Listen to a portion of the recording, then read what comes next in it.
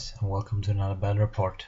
So this time I'm facing off the Empire of Sonnensdal with my Kingdom of Ekelstein.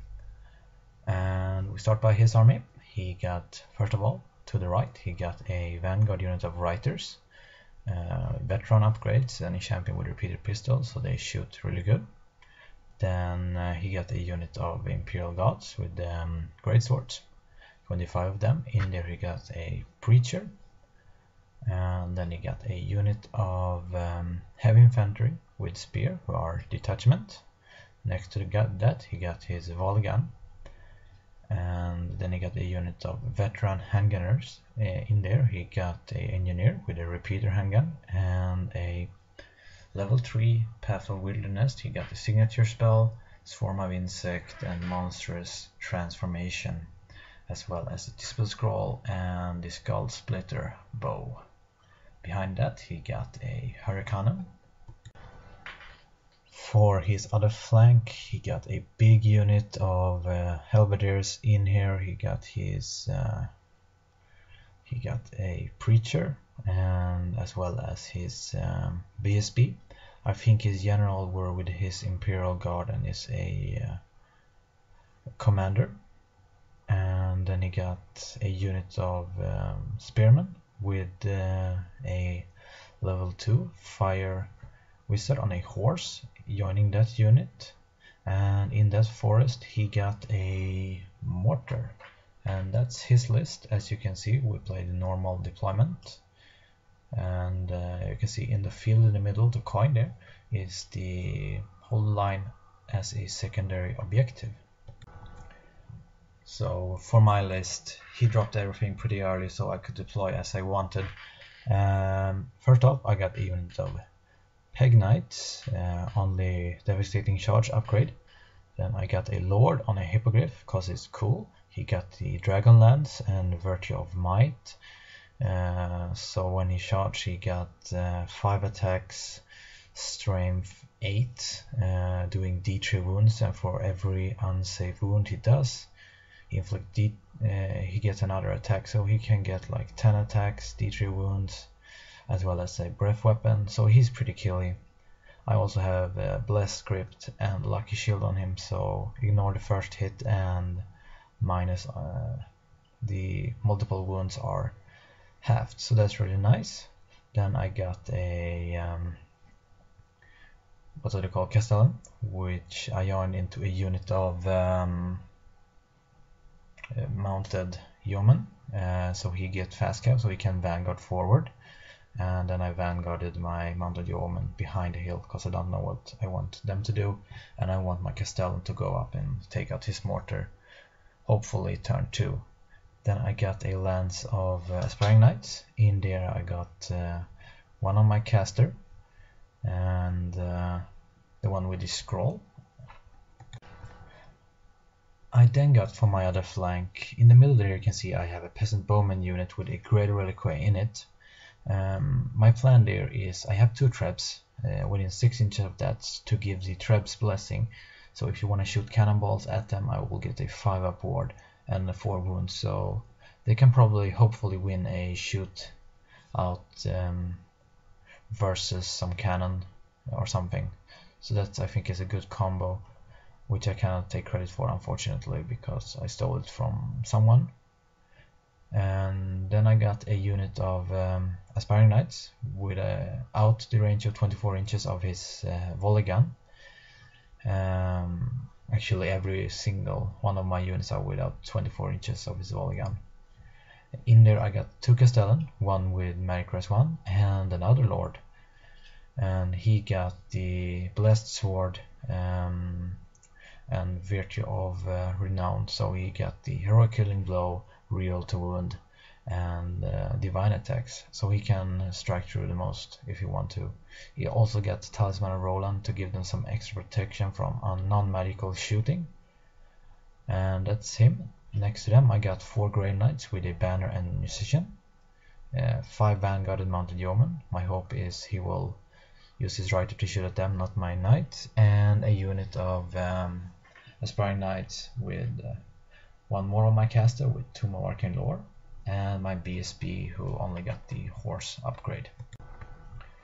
So for my spell, I got the Sniper spell, the Blessing, and the Phoenix Rises on my Damsel to my right. And to the Damsel on my left, I got Luminous Bolt and Cataclysm. So that's my spells. And since he deployed everything first, he gets the first turn. And to start off, he moves up his Writer, as you can see them. That's actually everything for movement. He did burn off a big fireball on this guy, using the lore attributes on my lone Castellan, trying to kill him, but he didn't manage to, and he only killed 3 of these guys who passes their panic check.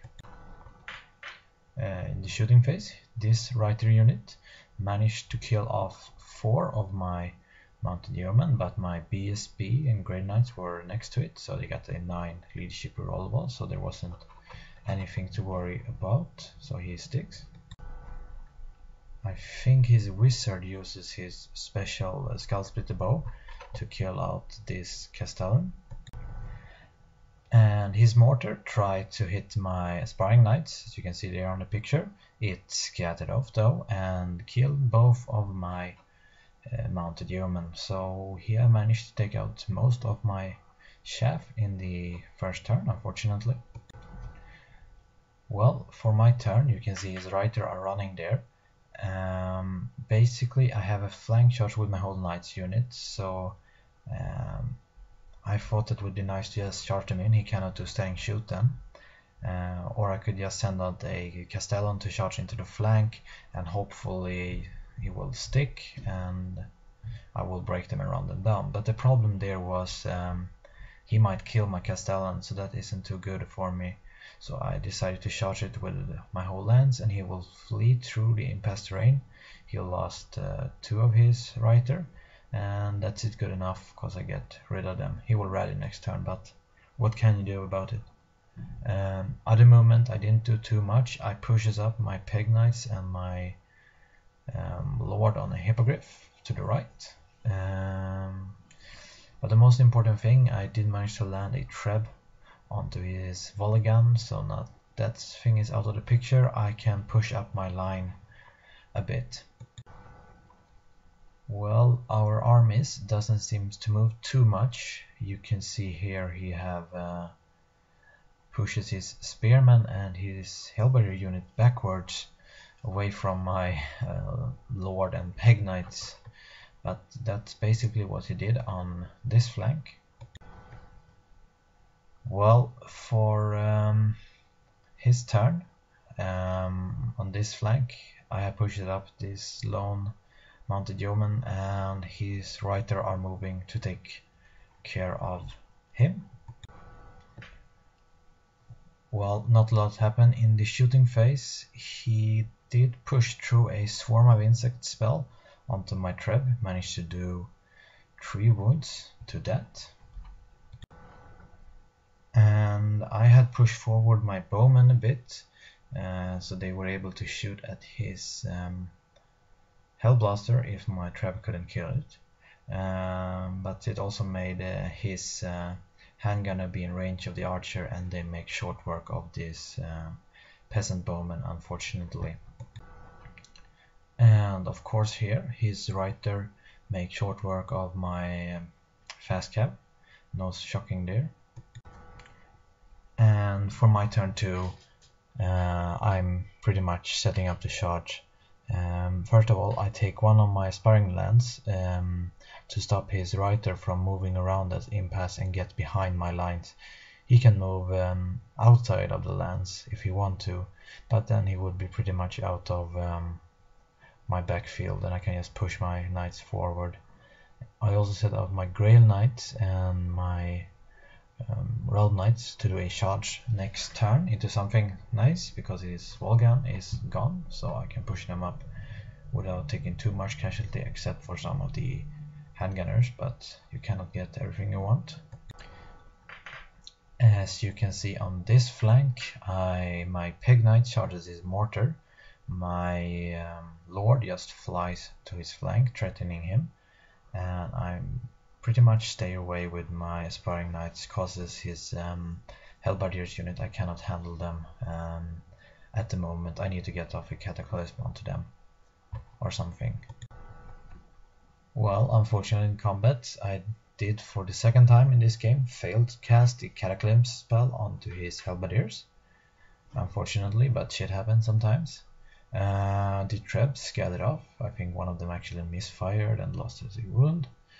But yeah, my Peg Knights kill his mortar, which made his spearman have to take a panic check, and they actually blew it.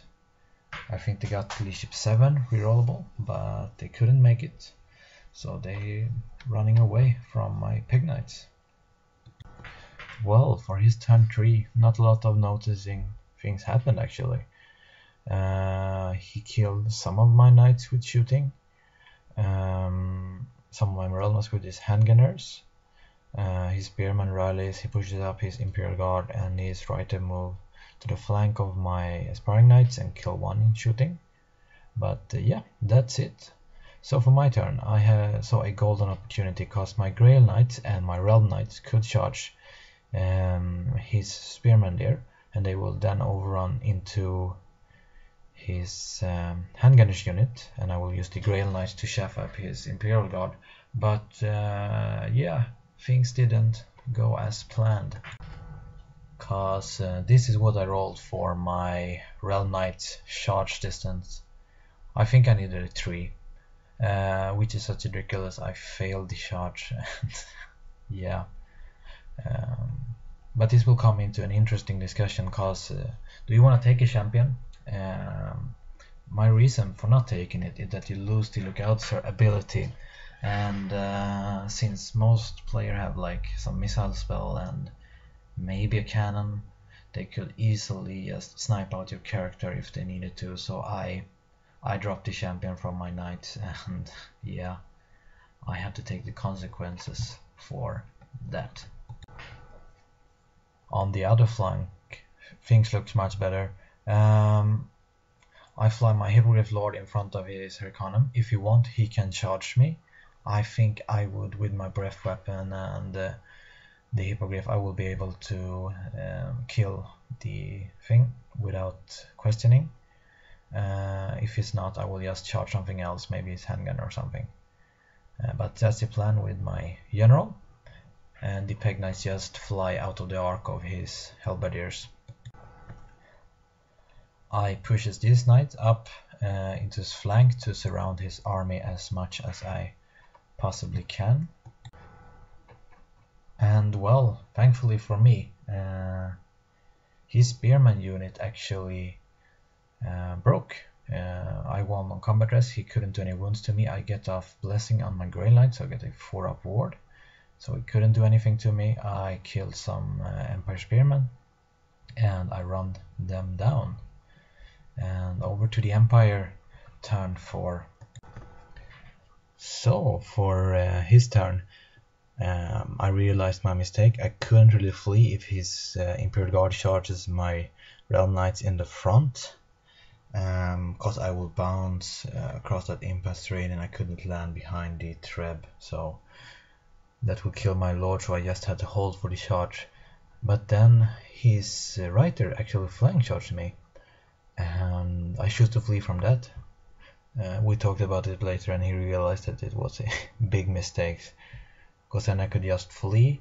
Then his spearman charges my lands, hopefully it pushes them out of the board, but he couldn't really push them because I rolled pretty low, a 6 or something.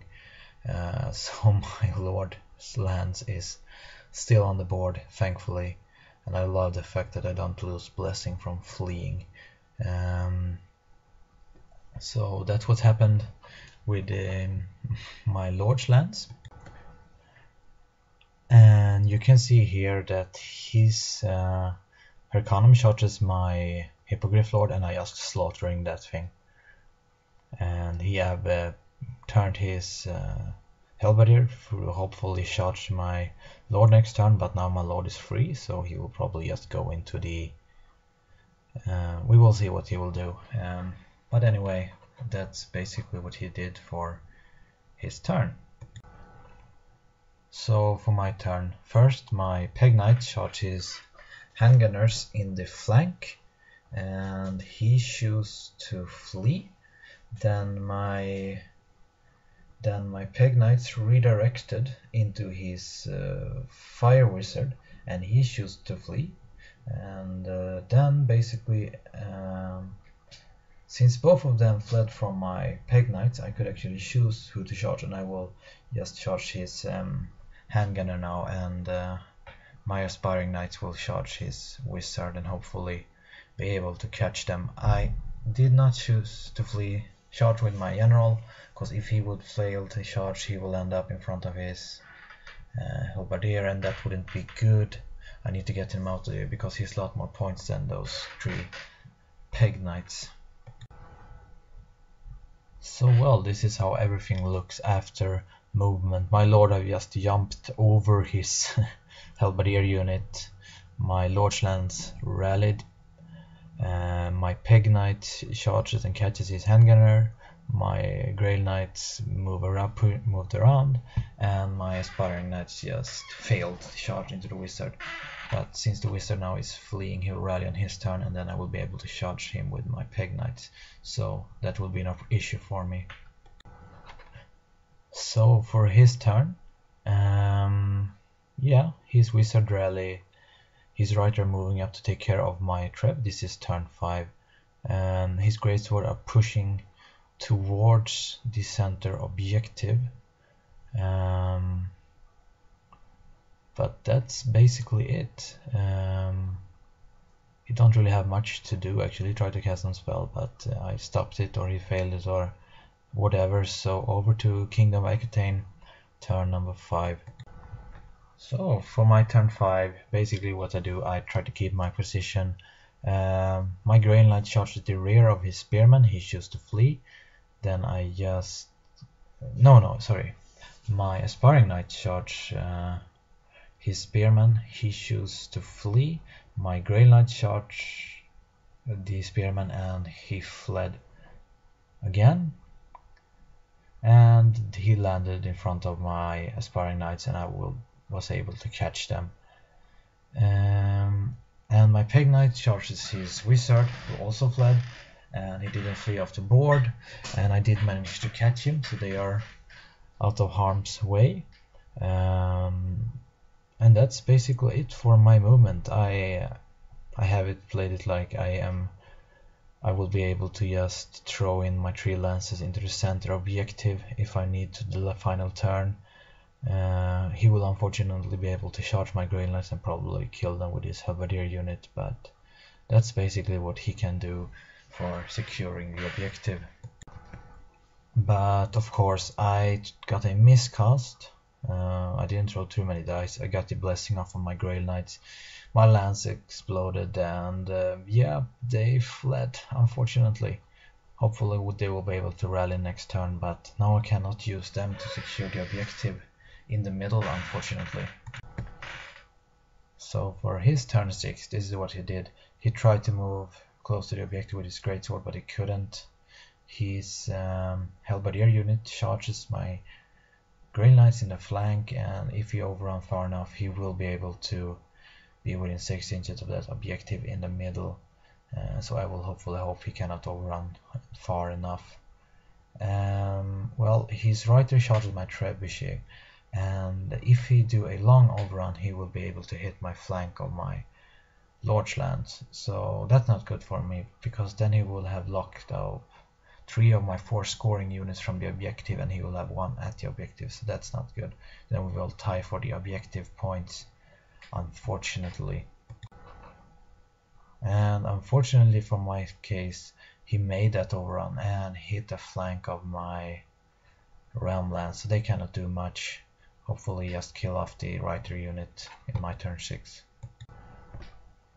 And actually he were able to break my Grail Knight, and but he didn't manage to kill any of them. One of them died from dangerous strain just from running through his Imperial Guard, but that's it. But now unfortunately he is within 6 inches of that objective.